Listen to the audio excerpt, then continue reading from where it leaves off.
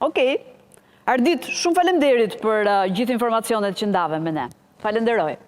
Dua të shkoj tek Eksiola Sheu. Ndodhet para parlamentit, ku në mos gaboj ka nisur përgatitjet e para të policisë së shtetit për të vendosur barikada atje. Eksiola, mirë mbrëma, çfarë po ndodh tek parlamenti?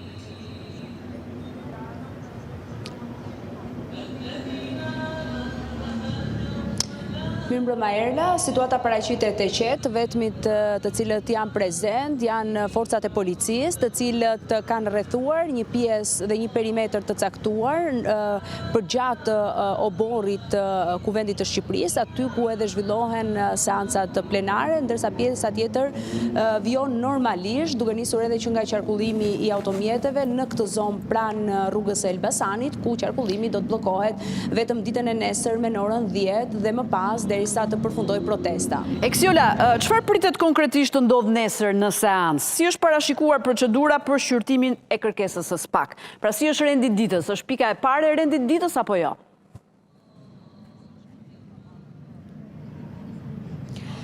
Kërkesa e SPAK e mbritur në Kuvendin e Shqipërisë në 16 dhjetor 2025 do të votohet nesër nga Parlamenti i Shqipërisë, siç edhe rregulloria e Kuvendit e përcakton në nenin 118 të saj në pikën 4, ajo vendoset si pikë e parë në rendit e ditës në seancën që caktohet për tu votuar. Fjalën fillimisht e ka deputeti për të dhënë sqarime dhe për të përgjigjur pyetjeve të kolegëve të tjerë në sallën e seancave plenare.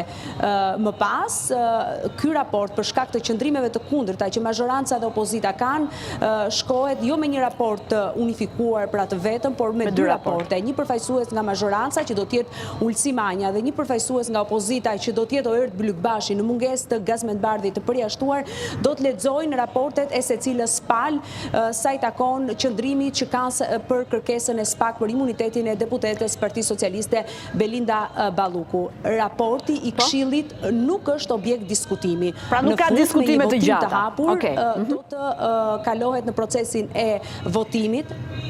Nuk ka diskutime të gjata, këtë gjë e përcakton shumë irregulloria e Kuvendit Erla, siç përmend aneni 118.4, ku thuhet se raporti i Këshillit për rregulloren mandatet dhe imunitetin nuk është objekt diskutimi, por vetëm prezantohet nga një antar për secilën palë në rastin kur kemi dy raporte. Dhe më pas, votimi është një votim i hapur, është shumicë e thjeshtë me 71 vota për ta votuar, pra për ta miratuar, për t'i dhënë dritën jeshile SPAK ose për ta rrëzuar këtë raport. Marr parasysh faktin dhe qëndrimi zyrtar të socialistëve në mbledhjen e grupit parlamentar të mbajtur në fillim të javës, kërkesa e SPAK për t'i dhënë autorizimin për arrestimin e deputetes socialiste Belinda Balluku do të rrëzohet ditën e nesërme.